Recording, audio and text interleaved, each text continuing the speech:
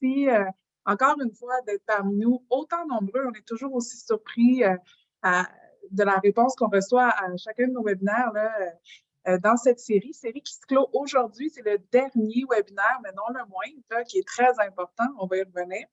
J'en profite pour vous annoncer que suite au succès immense là, de cette série de 6 webinaires-là, il y en a une nouvelle qui sera annoncée sous peu. Restez à l'affût, on vous envoie tous les détails avec des sujets tout autant pertinents. Donc aujourd'hui, on va parler vraiment de l'importance là, de la mise en place d'un programme de sécurité et aussi comment on s'y prend parce que, bon, l'éléphant, là, on ne sait plus du tout par quel boucher l'avaler.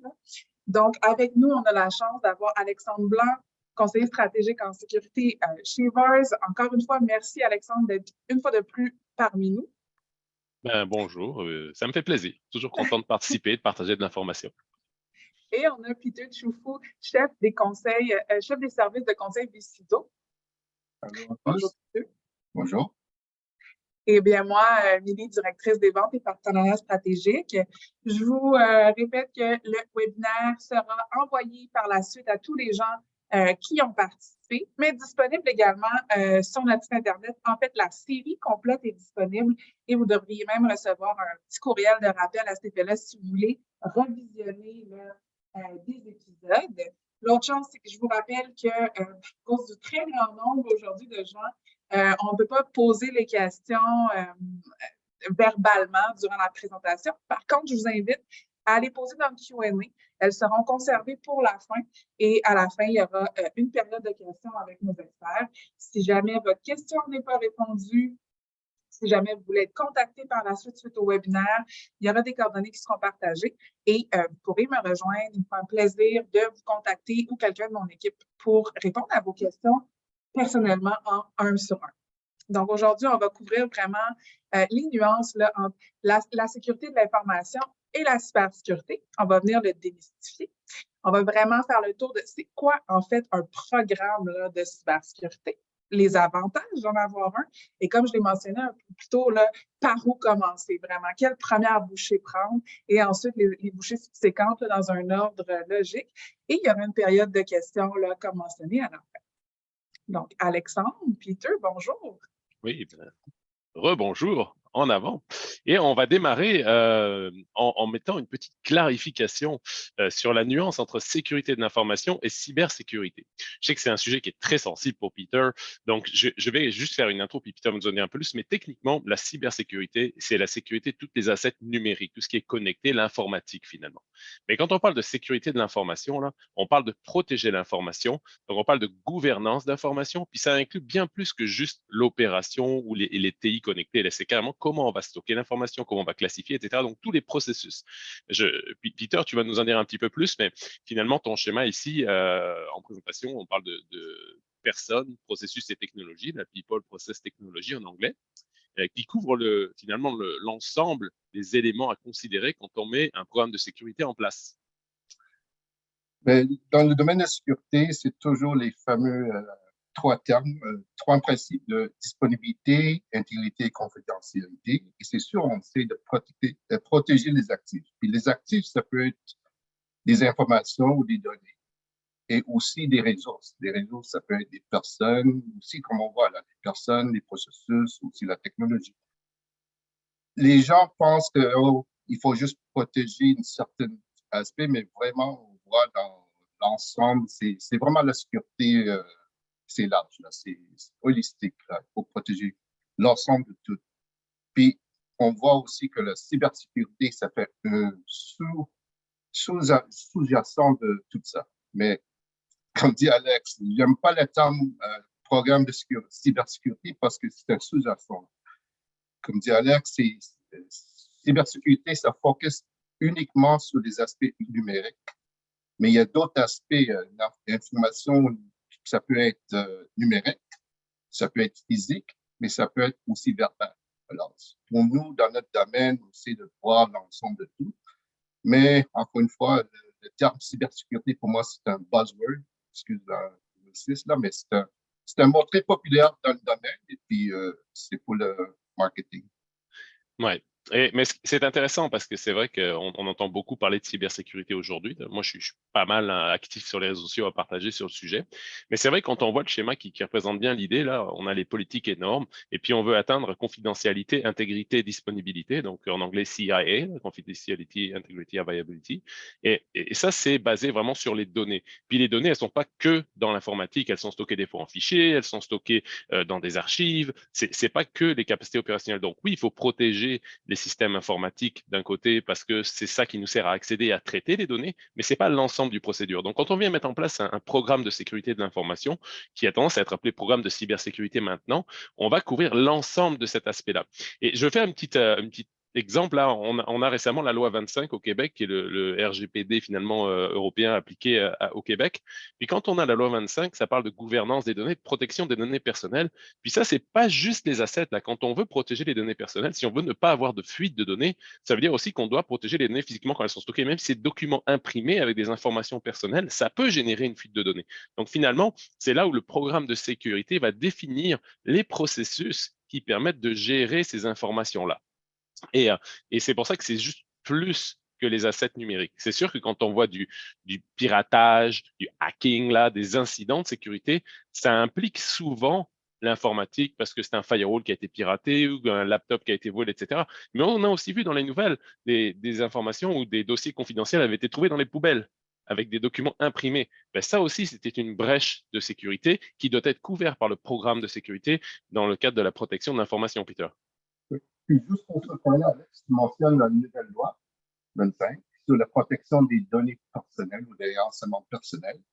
Mais n'oublie pas, dans une organisation, il y a des autres données qui sont sensibles, comme le propriété intellectuelle.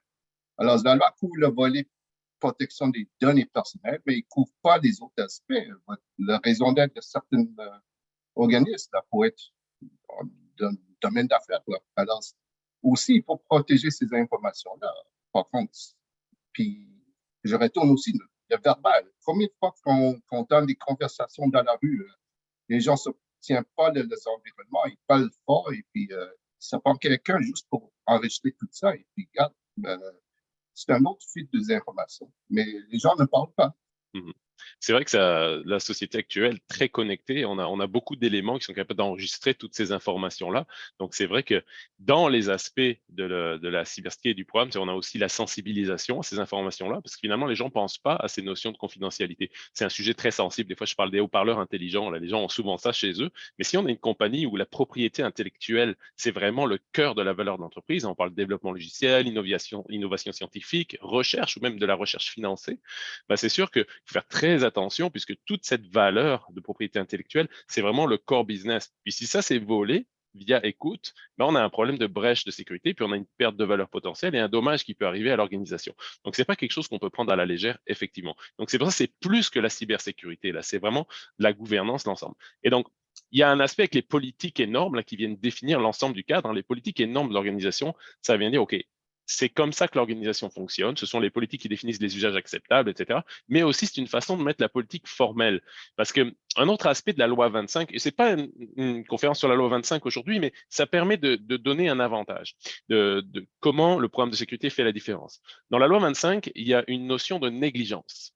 En gros, si on a un incident de sécurité et qu'il y a négligence, eh ben, on risque d'avoir des frais, des amendes, etc. pour mauvaise gestion. Puis comment on prouve qu'il n'y a pas de négligence? C'est grâce à un programme de sécurité formel, à un élément qui est documenté dans l'organisation. Donc, quand on vient mettre le programme de sécurité, où on met en place les politiques, les normes, les processus qui sont documentés de manière formelle, c'est très ISO 27001, ça, mais peu importe si on est dans ce cadre-là ou dans n'importe quel autre cadre, l'idée, c'est que c'est documenté et ça existe, c'est suivi, c'est vérifiable. Parce que Peter, finalement, quand on met en place un programme de cybersécurité, bon, c'est bien d'avoir les règles, de réduire des politiques, etc. Mais si on les stocke, on les met dans un placard et que personne n'est au courant, ça ne fait pas une grosse différence. Voilà, voilà. Puis Alex, encore une fois, on retourne sur les personnes, les personnels, les processus, la technologie. Les gens, quand ils entendent le mot cybersécurité, ils ont tendance de penser numérique, ils ont une tendance de penser de la technologie. Mais oui, la technologie est bonne, mais la technologie peut devenir désuète.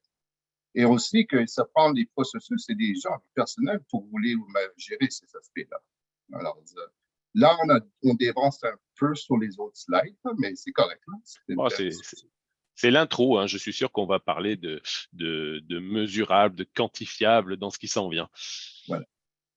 Donc, le programme de cybersécurité devrait comporter 3 éléments principaux, hein, l'élaboration du plan de sécurité de l'information, l'opérationnalisation du plan de cybersécurité et l'amélioration continue. Donc, l'amélioration continue, bon, on va en parler parce qu'on a 3 éléments là-dessus. Donc, sur le plan stratégique, qu'est-ce que tu peux nous dire, Peter? Plan stratégique, ça dit un peu comme tu as commencé à parler, Alex, les politiques et normes, ça dit le quoi. Alors, qu'est-ce qu'on devrait faire? Et aussi dans le quoi, c'est le pourquoi. Alors, il y a des aspects, si on voit le schéma, il y a des aspects, les objectifs de l'organisation, ça peut être des aspects stratégiques, il y a des exigences légales, il y a aussi, pour moi, là, grosso modo, sécurité d'information, ça égale un peu la gestion des risques. C'est un sous-jacent de la gestion des risques, puis ça retourne sur l'appétit de risque, niveau de tolérance au risque pour une organisation. Puis aussi, il y a d'autres. Vas-y, Alex. Ouais, quand on parle du quoi, moi, ce qui me vient en tête, c'est le mot inventaire. C'est savoir ce que l'on a pour savoir quoi protéger. Et ça, c'est quand même la base. Parce que quand on vient faire un plan de sécurité, on veut faire, tu as parlé de risque là, donc qui dit risque dit analyse de risque, analyse d'impact et les mesures de compensation qui viennent avec, mais tout ça doit être applicable à quoi?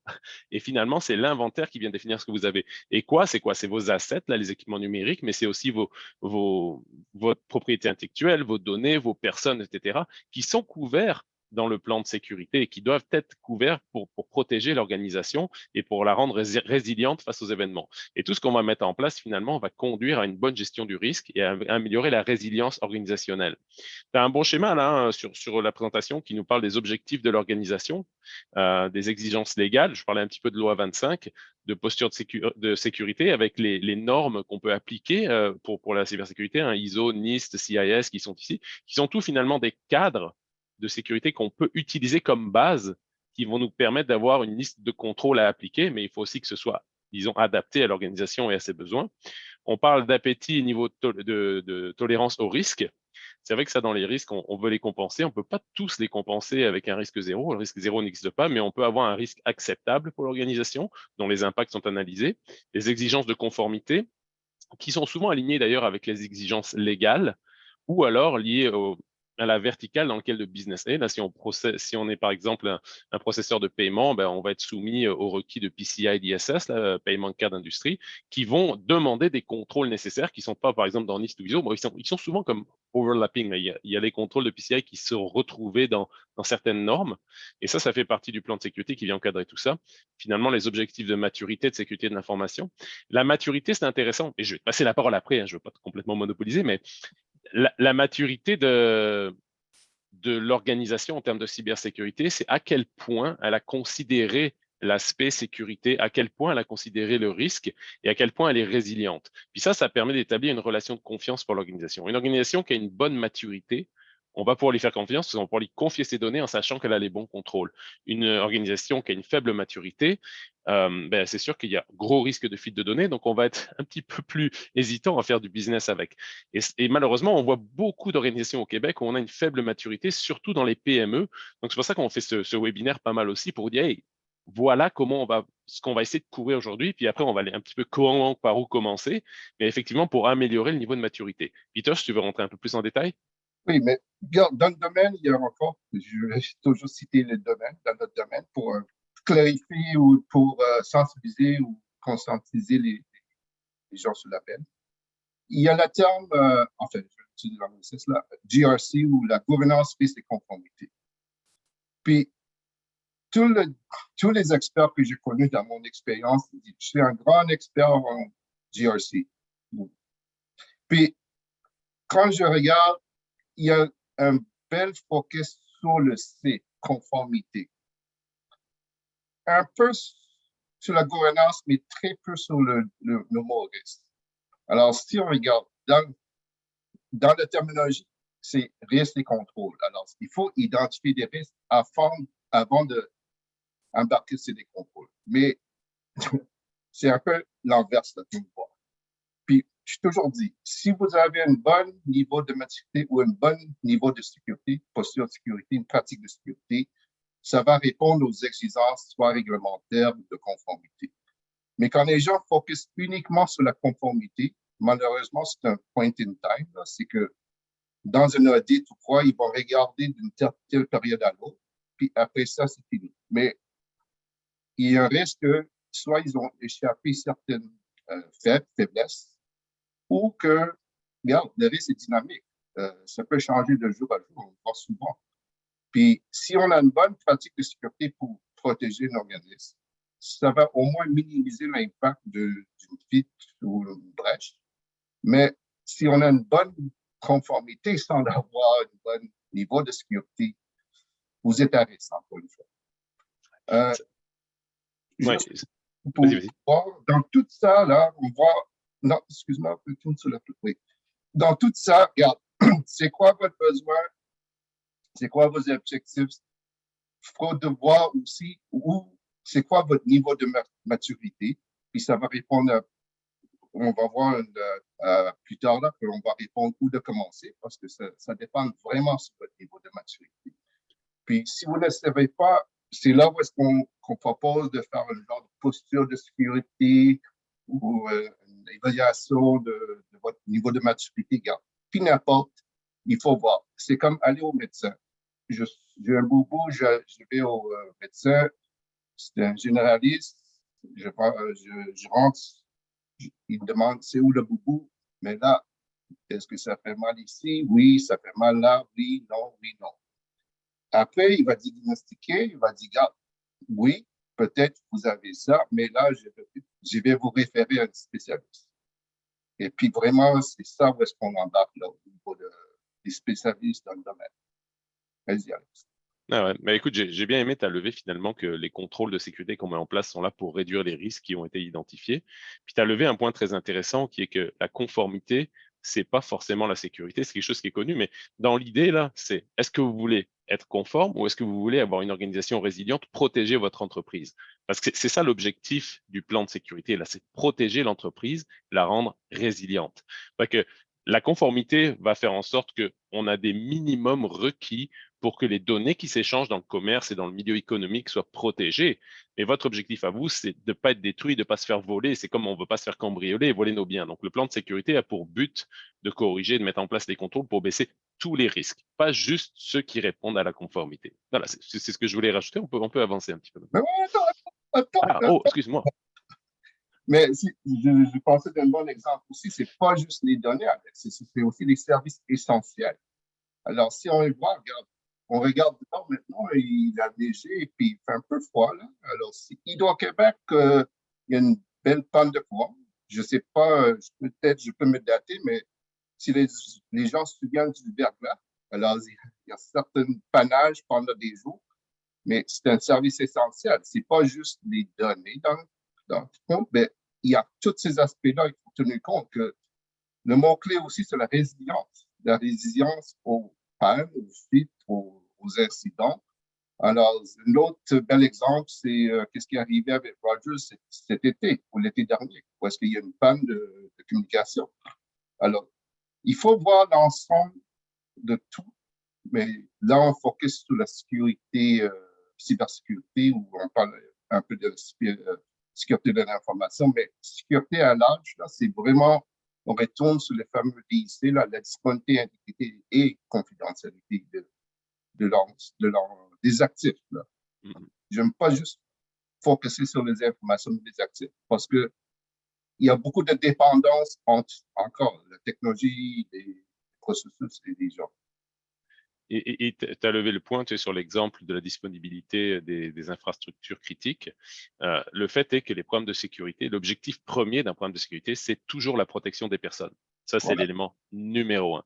Ensuite viennent les capacités opérationnelles, etc. Mais la disponibilité des personnes, c'est vraiment l'objectif qui est ce qui lead, ce qui nous donne la direction d'un plan de sécurité. Et peu importe le type d'organisation, c'est la sécurité des personnes, puis ensuite la résilience et la protection des systèmes d'opération. Exact. Merci. Prochaine slide, s'il vous plaît. Excellent. Donc, tactique et opérationnel.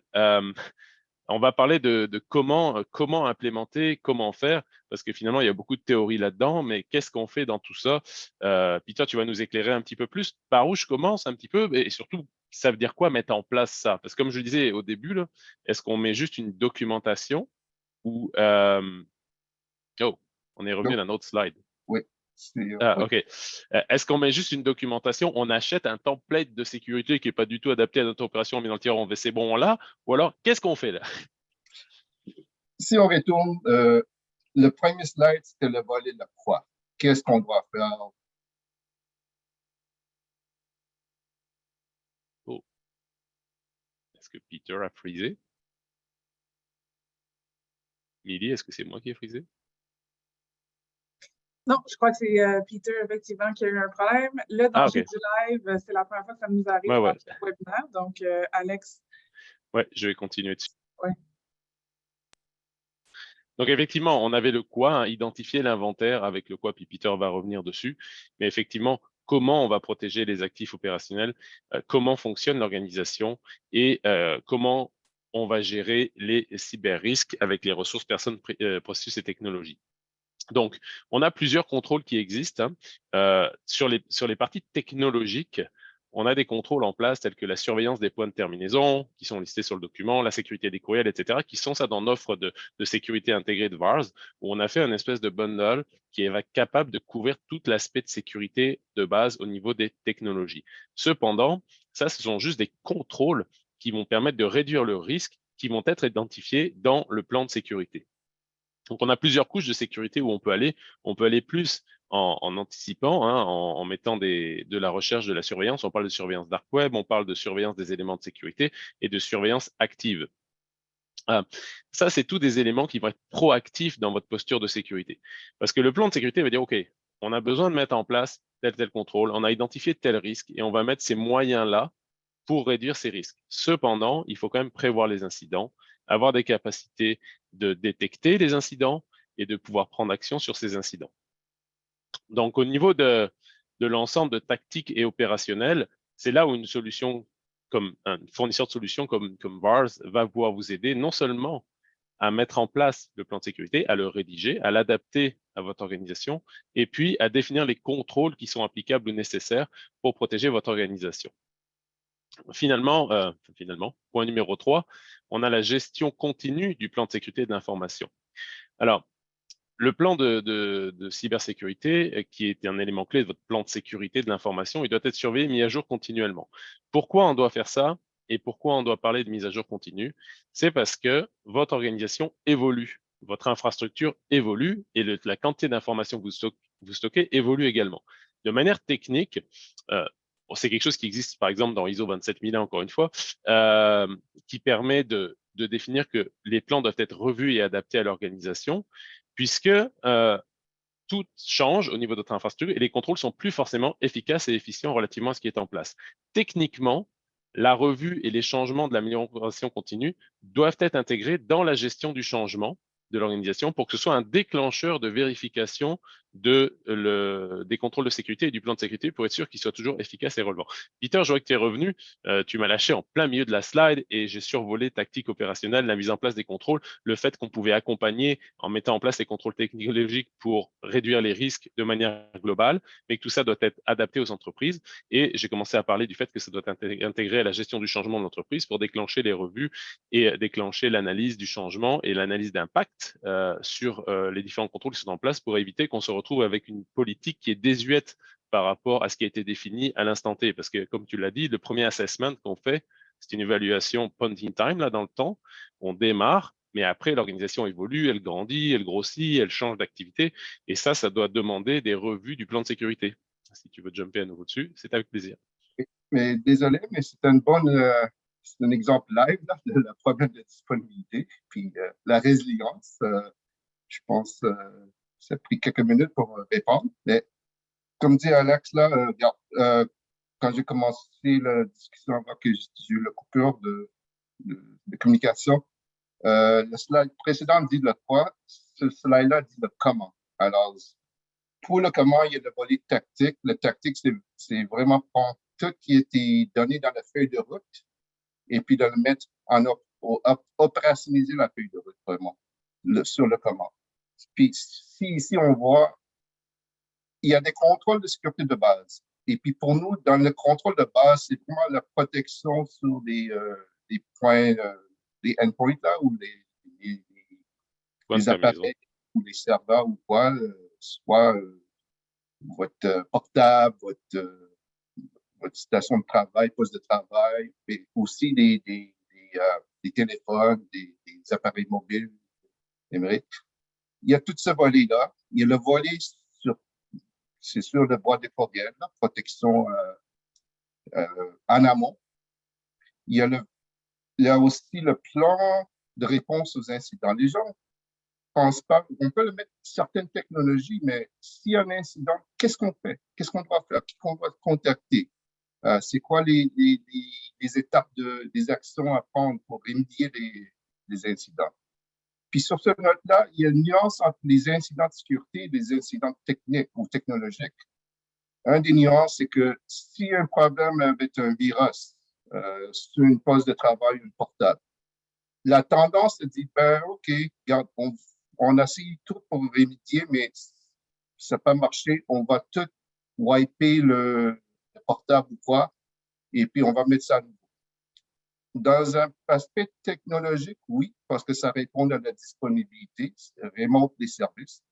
Mais dans un aspect de sécurité, non. Parce que s'il y a eu un hacker qui a été mis de croix dans votre domaine, mais là, on a perdu tout l'historique pour voir, faire du forensic, là, au niveau des... C'est quoi le terme, Alex, en français, forensic? L'enquête forensique. Là, ouais, root cause analysis, la recherche de l'origine de la panne, la recherche de l'origine de l'incident. Non, il y a un mot forensic, là, mais c'est ça. C'est un autre défi dans notre domaine. Il y a beaucoup de terminologie anglaise. Mais, regarde, pour nous, notre domaine, c'est pas... Oui, on regarde certains aspects, mais on respecte des aspects de langue, mais aussi que, regarde, un hacker il ne regarde pas tous ces aspects-là, il cherche la vulnérabilité et puis il va se profiter de ça. Mm-hmm. Alors, si on regarde, encore une fois, il y a le contrôle de protection de sécurité de base, mais aussi, une fois qu'on a mis ça, on rentre sur un autre principe de sécurité, c'est les couches supplémentaires de sécurité. Alors, layered security, c'est vraiment si la personne franchit un des contrôles, mais il y a d'autres contrôles qui peuvent protéger. Puis, une fois qu'on a mis la base, on regarde les autres aspects comme la surveillance du dark web. Est-ce qu'on était vraiment compromis? Il y a aussi la gestion des événements. Ça, c'est notre façon de voir parce qu'il y a de quoi. Et puis aussi la gestion de... Les accès sur les risques, oui. C'est le voilà. Zero Trust Access. Zero Trust Access, gestion de... Ça, c'est opérationnalisation du base ou une bonne pratique de sécurité. Quand je parle de pratique aussi, c'est encore une fois, c'est des PPT, là, les personnes, les processus de la technologie. Une fois on a mis ça en place, comme c'était mentionné, c'est comme le risque, c'est dynamique. Alors, il faut continuer à gérer et améliorer votre programme de sécurité. C'est ça où est-ce que les gens ne comprennent pas dit qu'ils ne comprennent pas, mais ils pensent que c'est encore, OK, je vais mettre de l'argent, puis c'est ça, c'est fini. Là. Non, parce qu'il faut toujours maintenir votre programme. Puis quand je utilise le terme programme, un programme, c'est vraiment du multi-projet ou initiative. Puis tout ça, c'est basé sur votre niveau de maturité et aussi les risques que vous êtes assujettis. Oui. Et tu parlais aussi, Peter, on parlait tout à l'heure de mesurable, de quantifiable. Donc, sur le schéma, on a bien les métriques de sécurité, là, les KPI, là, les Key Performance Indicator, qui sont des éléments qui permettent de savoir si les contrôles et les politiques en place apportent des contrôles effectifs et répondent bien aux besoins. Et c'est ça aussi qu'on va vérifier dans la durée. Est-ce que c'est toujours effectif? Est-ce que c'est toujours efficace par rapport à l'évolution de la situation? Pendant la coupure, j'ai jumpé là-dessus un petit peu sur la gestion du changement, parce que techniquement, on se dit souvent, c'est tous les combien qu'on va réviser notre plan, tu sais. Alors, des fois, on dit, oh, c'est tous les ans ou par rapport à un choix calendaire, dire, oh, bah, toutes les 3 mois, ce genre de choses.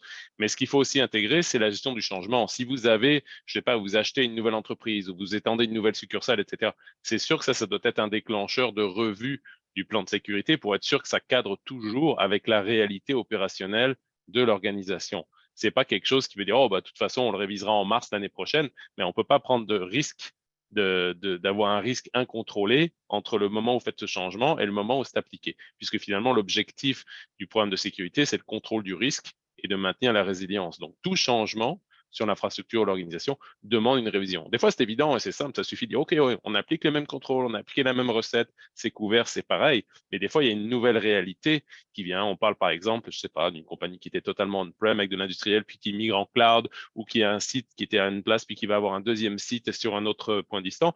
À ce moment-là, est-ce qu'on a les mêmes contrôles qui sont appliqués sur les deux sites? Est-ce que le site numéro 2 dépend du site numéro 1? C'est le genre de choses qui doivent être revues dans le plan de sécurité, puisque à la fois le plan de réponse aux incidents et le plan de contrôle de sécurité, l'analyse du risque n'est pas du tout la même. Peut-être que vous avez des risques naturels qui sont différents sur le nouveau site. Ben, ça aussi, on parle de cyber-risque et de sécurité, mais le risque naturel, ça fait partie des risques qui sont dans le plan de risque de l'entreprise.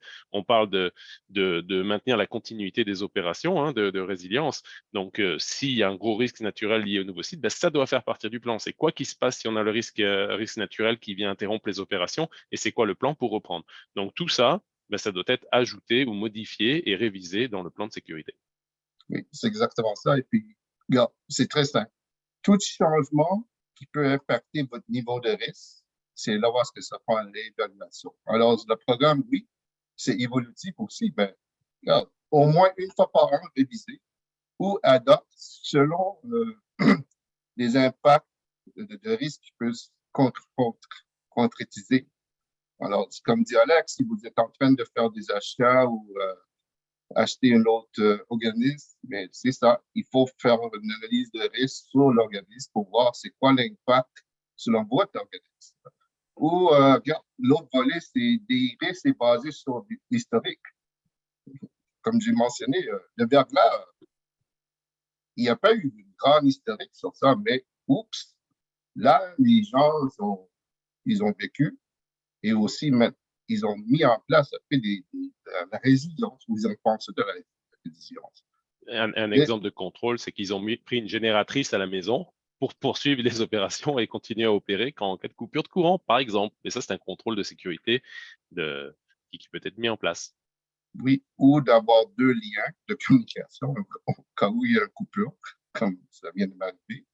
Mais il y a beaucoup de moyens, de mesures à mettre en place. Puis il faut pas, c'est pourquoi je retourne sur le temps de risque. Il faut vraiment savoir c'est quoi votre niveau de risque vis-à-vis de votre appétit et ensuite de le gérer comme il faut. Ouais, on parle de risque acceptable finalement. Puis ça, le risque acceptable, c'est le management de l'organisation qui décide de ces risques. Hein. Ça leur appartient, le risque. C'est eux de choisir c'est quoi que je peux accepter, c'est à quel risque je peux survivre et continuer mes opérations, ou quel risque peut être complètement fatal pour l'organisation. Il y a une question qui me vient là, sur la slide. On parle souvent de maturité de la sécurité. Comment on mesure ça, Peter? Tu sais, c'est comme, ouais, je le sais là, mais on va animer. C'est comme moi, si je suis quelqu'un, mettons, qui connaît pas du tout, c'est maturité de la sécurité. Ok, mais c'est quoi mature? C'est le nombre d'années que je fais de la sécurité? C'est par rapport à quoi que je compare quoi? Oui, d'habitude, regarde, on tire surtout sur le CMM, c'est le Carnegie Mellon Capability Maturity Model. C'est un modèle qui est basé sur 5 axes, mais vraiment 6. On commence avec 0, on monte à 5. 0, il n'y a rien en place. 1, il y a des choses ad hoc. 2, c'est documenté, mais c'est pas vraiment mis en œuvre. 3, c'est documenté et mis en œuvre. 4, c'est documenté, mis en œuvre et aussi surveillé, comme des métriques. Puis 5, c'est tout ce que je mentionnais précédemment, mais aussi comme il y a une amélioration continue. Pour nous, pour un PME, un PMO, c'est vraiment vise le minimum de 3 et puis peut-être une 4.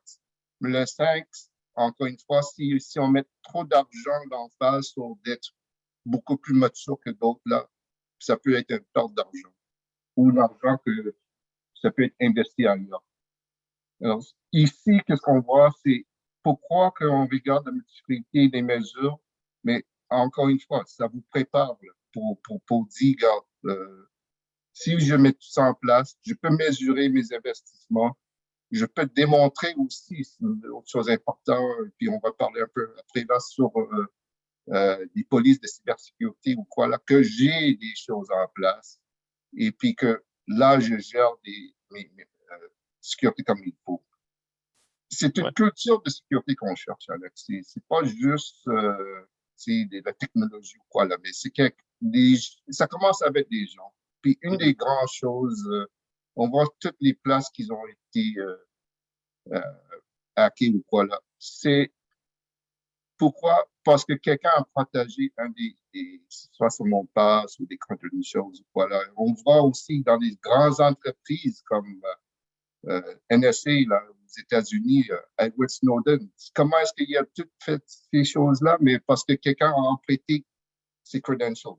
Alors, vraiment, ça commence là. C'est de sensibiliser les gens que je pose la question à large, là, comme je pose souvent, qui pensez-vous est responsable pour la sécurité? Puis, avant la tendance, c'était c'est la TI ou c'est le groupe de sécurité, mais non. C'est tout le monde est responsable pour la sécurité. Ça commence à Et de plus en plus, on voit dans le marché, hein, tu as levé un petit peu le point de la cyberassurance. Si on veut une assurance qui couvre le risque cyber, de plus en plus, on a des prérequis. On va demander des contrôles de sécurité. Puis si on a une maturité qui existe, c'est très facile puisqu'on a déjà ces contrôles en place. L'autre chose qu'on voit de plus en plus sur le marché aussi, dans le cas de partenariats de développement économique, avec soit des grosses entreprises qui voient recruter des fournisseurs qui sont parfois plus petits, ils vont avoir des requis de sécurité. Ils vont demander que des contrôles soient en place parce qu'ils veulent pas investir du temps et une dépendance à une organisation qui n'aurait pas cette maturité-là. Donc aussi, ça ouvre des opportunités, puis ça devient un avantage commercial d'avoir un plan formal de sécurité. Alors, outre la conformité avec la loi 25 qui réduit le risque légal et les possibilités d'amende, on vient améliorer la résilience, puis aussi on est comme plus attirant d'un point de vue business avec les différents partenaires qui sont sur le marché. Donc c'est important de considérer ça comme une valeur ajoutée à l'entreprise. Hein, il y a une obligation légale, on veut protéger l'entreprise, mais aussi c'est vraiment de la plus-value par rapport aux autres. Parce qu'il y a une chose, hein, la menace de cybersécurité, le risque est tout le temps en augmentation. Ça continue toujours. C'est une course permanente. Là, on met des contrôles, les risques échangent, etc. Mais ceux qui vont être le plus résilients, le plus en avance et qui courent un peu plus vite que l'autre, hein, c'est un peu l'histoire de l'ours, hein, celui qui court plus vite ne se fera pas manger. Mais c'est un petit peu la même chose au niveau des organisations. Et parce que les attaquants aussi, hein, en plus, il y a cette menace d'attaquants, vont viser les cibles faciles. Si vous êtes une cible facile, il n'y a pas de cible qui est trop petite.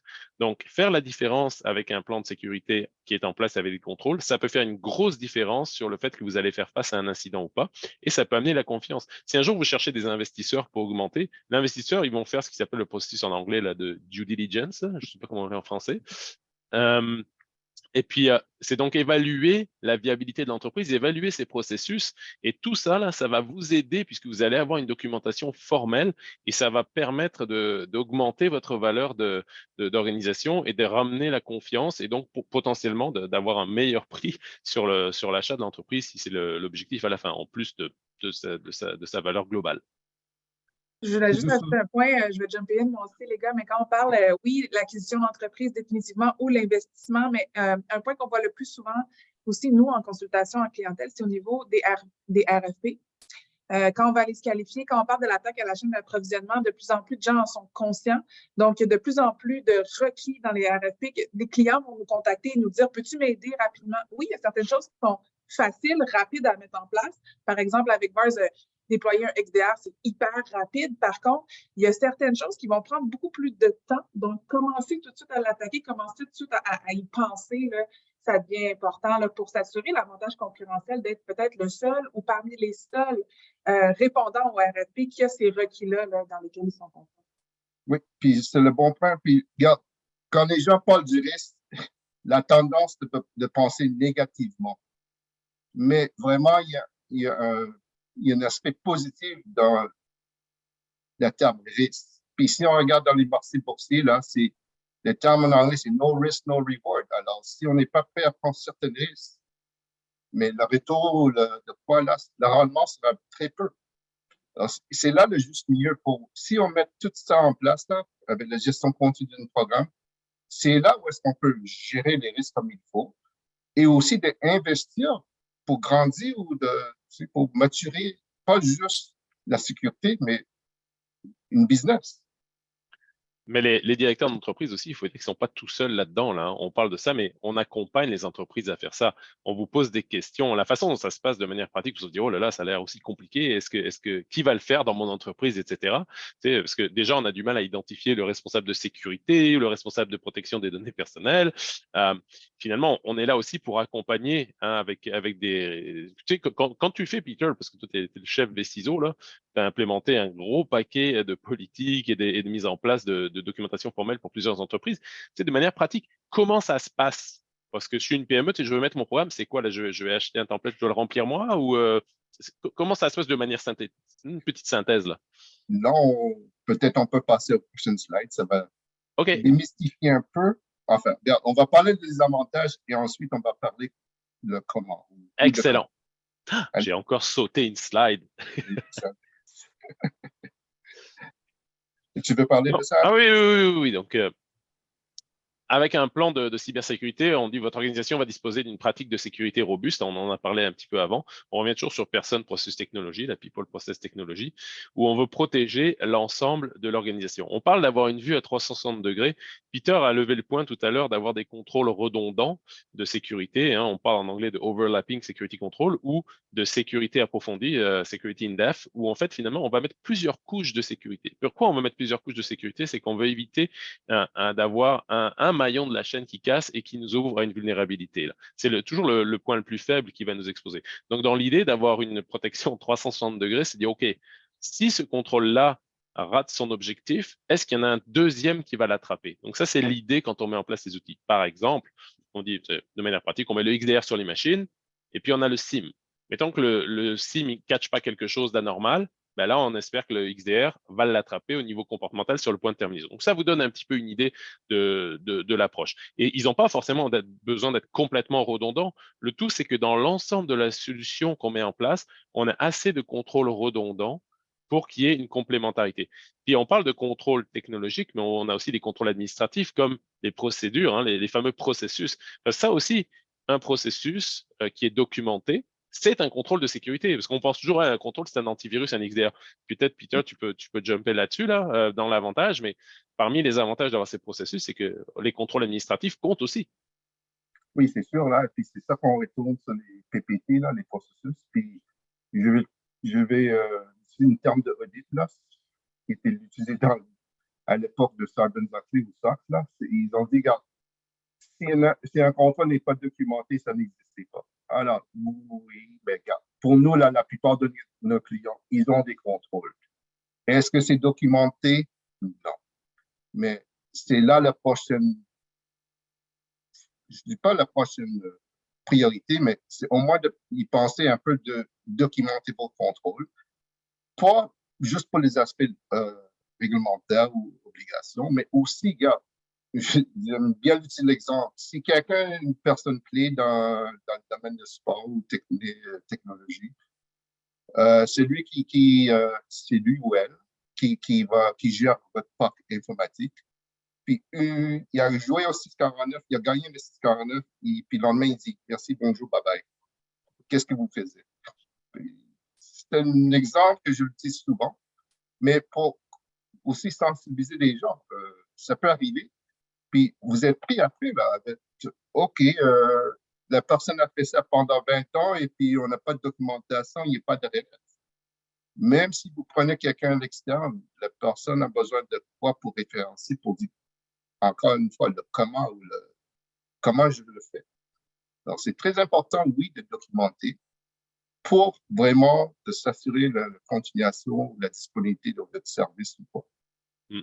Est-ce que, là, tu sais, on parle de documenter, mais d'une certaine façon, si on a un contrat de service avec un fournisseur de sécurité, tu sais, qui dit, oh, la solution qu'on a prise, ça couvre ça, ça et ça, on peut considérer que c'est déjà une base de documentation, ça, finalement. Oui, dans ce cas-ci, oui, mais là, c'est la prochaine, ce qu'on dit, là, il faut revoir les étapes ou les couches de sécurité. Oui, mais la prochaine, c'est voir, surveiller. Est-ce qu'ils font ce qui a été indiqué dans le contrat?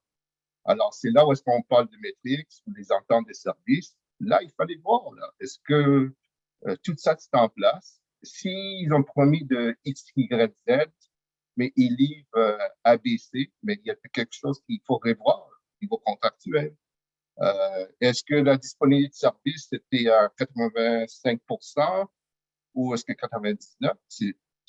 Pour moi, là, pour nous, le 100%, c'est impossible. Il y aura toujours une brise de pannage, là, mais il faut aussi voir le coût de mettre de quoi au niveau de résilience en place. Puis là, on retourne sur un autre aspect dans le domaine, c'est une analyse d'impact d'affaires ou BIA en anglais, Business Impact Analysis, pour découvrir quels sont votre services essentiels. Alors, posez la question.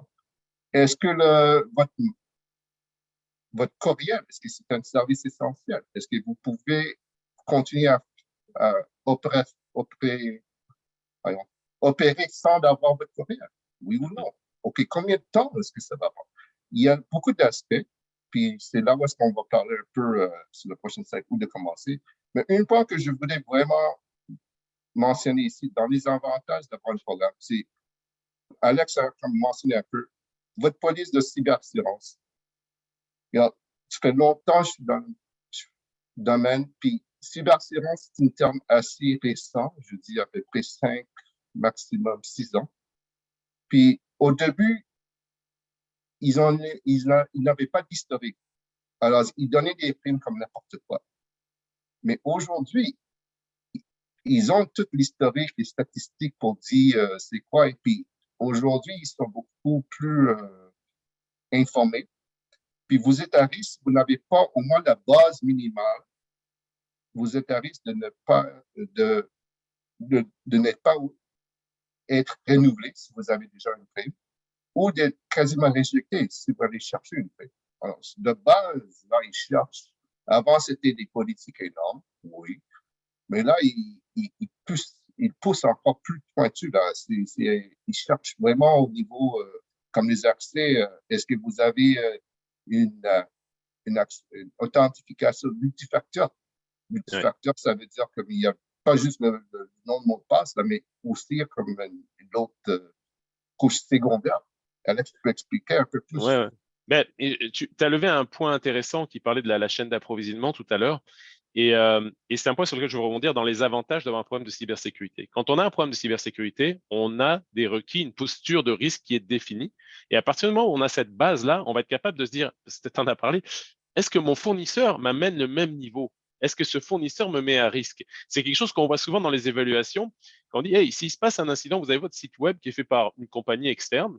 Et puis là, on demande aux gens, mais qui est-ce qui s'occupe de la sécurité de ce serveur? Parce qu'on fait des évaluations, des fois on dit, oh, il a l'air vulnérable, ça n'a pas l'air bien maintenu. Puis là, on dit, hey, est-ce que vous savez contractuellement qui est responsable de mettre à jour, qui est responsable de protéger ces informations? Parce que certains sites collectent des informations, puis avec la loi 25, il y a une responsabilité qui est importante. Et ça, quand on commence à avoir un programme de cybersécurité, on va connaître nos risques, on va connaître notre appétit du risque et on va être capable de comparer notre posture avec celle des fournisseurs. Et puis vous allez voir quand vous commencez à demander à vos fournisseurs, hey, est-ce que vous avez un programme de sécurité de l'information? C'est quoi votre base? Est-ce qu'il y a quelque chose? Et des fois, on ne comprend pas de quoi on parle, puis alors là, c'est peut-être une mauvaise indication parce qu'il y a une mauvaise maturité, surtout si c'est des organisations qui gèrent de l'information, de l'opération pour vous. Si c'est des processus critiques, comme Peter en a parlé, ça va vous donner une bonne base pour commencer à avoir la gestion des tiers, la gestion du risque sur les tiers et de choisir des partenaires qui ont au moins le même niveau de maturité que vous, puisque vous ne pouvez pas être dépendant de fournisseurs qui ont aucune requis de sécurité ou qui sont vraiment plus bas que vous. C'est pour ça qu'à la fois, quand vous faites votre programme de sécurité, vous allez établir une base où vous allez être éligible aux autres partenaires, clients, etc., dont vous êtes le fournisseur, mais vos propres fournisseurs et partenaires vont devoir fournir un certain niveau de sécurité. Et vous allez voir que quand on commence à poser ces questions-là, eh ben, il y a des offres de services qu'on n'avait pas pensé, ou il y a des choses qui commencent à apparaître. Et puis, ça va être important parce que vous allez avoir de manière documentée vos contrats qui vont être vus. Et on en a parlé au début, mais c'est important quand il y a un incident de connaître ces informations-là avant l'incident. Parce que quand l'incident arrive, c'est comme, oh, et est-ce que je suis couvert pour ça? C'est comme avec l'assurance. Je sais que c'est plate à lire, mais quand vous faites votre programme de sécurité, vous allez pouvoir comparer vos contrats et voir si ça répond ou nécessaire ou pas et mettre les priorités. Donc ça, c'est quelque chose qui va être intéressant aussi dans l'avantage d'avoir un problème de cybersécurité, c'est qu'on navigue pas dans le noir là. On a déjà fait l'exercice sur nous-mêmes, donc ça va être assez facile de le faire sur nos tiers, sur nos différents contrats sur lesquels on se fie pour opérer notre business finalement ou notre organisation. Puis juste pour ajouter un peu comme Milly a mentionné, là, c'est au lieu de 360, c'est 180. C'est si vous êtes le fournisseur et vous cherchez à répondre à des RFP ou les défis, au minimum, là, les gens cherchent vraiment qu'est-ce qu'on a mentionné là, que vous avez une pratique de sécurité. Peut-être il va aller plus profondu, là, mais il y a l'avantage d'avoir dans deux sens, que soit vous êtes fournisseur ou que vous avez des fournisseurs. Je pense qu'on peut passer sur le prochain slide. Je regarde le temps. Où commencer? C'était la question que j'avais posée dans le slide d'avant. Donc, si tu veux aller effectivement, là, on a donné beaucoup d'informations. Qu'est-ce qu'on veut comme objectif? On veut s'assurer de la protection de l'entreprise, on veut protéger notre investissement. La base de quoi? C'est qu'on veut protéger nos gens, on veut protéger l'humain, puis on veut protéger notre investissement avec s'assurer qu'on ne perde pas tout suite à une attaque ou un incident. Ça, je pense que c'est le cœur même de la chose. Puis plus on devient digitalisé, plus on devient numérisé, plus ça a de l'importance parce que les contrôles qui étaient juste du bon sens avant sont vraiment moins évidents dans le monde numérique. Et je pense que la mise en place d'un plan formel, ça va aider. Alors, on commence où, Peter, pour avoir quelque chose de formel qui fait du sens, là? Je vais juste donner Alex un mot. Le cloud, Alex, le cloud. Alors, pour ceux qui regardent, je suis connu pour être un anti-cloud. En tout cas, je défie le cloud. Et écoute, ça tombe bien dans la gestion du risque. Mes données ont été perdues dans plusieurs incidents cloud. On a vu beaucoup d'agences de crédit qui ont des fuites d'informations, puis tout un tas de compagnies qui ont été victimes, qui ont leaké du cloud. Puis moi, ça m'a fâché avec ça parce qu'ils avaient pris nos données, on leur a fait confiance, puis nos données sont parties, et il y avait des risques de vol d'identité. Puis ça, c'est ma grosse motivation quand je râle après le cloud, là, c'est comme, OK, vous allez faire du cloud, mais est-ce que vous avez mis tous les contrôles? Est-ce que vous avez considéré la protection des données? C'est quoi votre plan là? Est-ce que vous l'avez fait? Ou est-ce que vous êtes juste allé dans le cloud parce que c'était tendance ou vous n'avez pas le choix parce que votre fournisseur il a dit oh ben maintenant c'est comme ça? Est-ce que vous avez posé les questions? Donc ma démarche là, Peter, parce que tu m'as lancé sur le cloud, là, je suis désolé, mais la démarche et l'idée c'est de dire c'est un tiers le cloud. Est-ce que ce tiers-là me donne les bonnes garanties? Et puis quelles sont mes responsabilités à moi quand je vais dans ce service-là? Et ces responsabilités, elles doivent correspondre à votre plan de sécurité. Puis moi, en tant que client final, si votre plan de sécurité répond, puis vous avez des contrôles, vous vérifiez vos contrôles, ça ne me suffit pas que vous ayez un plan de sécurité. Je veux qu'il soit actuellement actif et vérifié. Et je dis moi aujourd'hui, mais c'est le gouvernement qui s'en vient. C'est l'esprit de la loi 25. C'est ça, c'est est-ce que vous avez les contrôles, puis est-ce que vous les appliquez? Puis si vous ne les appliquez pas, il y a négligence. S'il y a négligence et qu'il y a un incident, ben boum, ça va vous coûter très cher. Donc moi, je suis très content avec la loi 25 personnellement. Donc vas-y, je te laisse aller où commencer, Peter, là-dessus. Pour commencer, encore, on a parlé, ça dépend sur votre niveau de maturité, votre niveau d'exposition au risque, comme Alex vient de mentionner, ou APT aussi. Et aussi, n'oubliez pas votre ressource, disponibilité des ressources. Puis quand on parle de ressources, c'est aussi des gens, processus, mais aussi budget, dollars. Alors, si vous avez une obligation réglementaire ou au gaz additionnel, parce qu'il y a la loi, il y a des règlements, il y a toute la notion qu'il y a une loi, mais règlement, c'est vraiment le bras qui va renforcer la mise en force du loi. Mais il y a aussi d'autres choses comme si vous êtes, excuse-moi, dans le domaine financier, là, il y a l'AMF, Autorité Marché Financier. Si vous êtes enregistré fédéralement, il y a tout le volet CBA, Canadian Bankers Association, il y a tous les aspects. Alors, vraiment, où commencer, ça va dépendre, on retourne un peu stratégiquement, quels sont les objectifs ou quoi qui va alimenter votre feuille de route. Puis, si vous n'avez rien, vraiment rien en place, mais je vais écouter. Il faut voir aussi votre posture là. Et c'est là où est-ce qu'on parle de niveau de maturité. Si vous êtes mature déjà, mais voir les autres aliments. Si vous n'avez rien, vous vous dites où est-ce que je vais commencer, mais commence par au moins une évaluation sur votre maturité. Ça peut être assez simple qu'un diagnostic qui se dise oui ou non. Ça peut aller un peu plus profond pour dire posture de maturité, posture de sécurité, ou d'aller au point plus profond pour voir vraiment une appréciation, une évaluation de votre maturité. Dépendant, encore une fois, qu'est-ce que vous êtes assujetti. L'autre, c'est vraiment élaborer, mettre en œuvre des politiques énormes, au moins pour dire le quoi, mais pas juste mettre des politiques documenter des politiques. Il faut opérationnaliser des politiques. Alors, sinon, ça devient vraiment des documents pour rien. Et comme tu dis, il faut qu'il y ait une motivation du management parce que des fois, là, la sécurité, c'est parfois le management qui va demander aux équipes TI en place, sécurité, est-ce qu'on est bon? Puis là, ils vont dire, oh oui, on est bon. Mais tu sais, comment on vérifie ça? Fait que là, Ouais. il y a des, tu as parlé du bilan de santé de sécurité qui est une évaluation de niveau d'entrée, là, qui va être capable de dire, OK, est-ce qu'on a ces contrôles en place? Est-ce qu'on a pensé à ça? C'est beaucoup de questionnaires qui peuvent vous aider et vous guider et qui vont venir avec une sorte de roadmap, là, triée par priorité et qui peuvent aider l'organisation à mettre en place, en plus de juste avoir le programme de sécurité lui-même. Parce que le programme de sécurité lui-même, partir d'un template et le faire sans connaître le contexte, ça fait pas tant de sens. Donc, on doit connaître ce que vous avez en place, des contrôles qui existent, savoir idéalement pourquoi ils sont là, qui les a mis en place, et est-ce que c'est efficace, est-ce que ça répond à la posture de l'entreprise et à l'analyse de risque. Puis Alex, je pense, comme je regarde le temps, je veux aussi répondre à d'autres questions, mais oui. Moi, je pense que ce qui est important, encore une fois, c'est que c'est un processus continu. Ça nécessite une surveillance et maintenance. Puis, regarde, ça retourne à l'exemple que j'ai donné, c'est vous allez chez le médecin pour voir qu'est-ce qui arrive avec moi, puis le médecin va vous référer à des spécialistes. C'est nous les spécialistes. Puis notre rôle comme spécialiste, c'est pas être des employés temps plein, c'est vraiment de vous aider de mettre en place de quoi et transférer la connaissance. Alors, ça prend quelqu'un à l'intérieur chez vous qui a quand même une notion de sécurité. Puis nous, on est là pour vous former pour arriver vraiment à vos objectifs.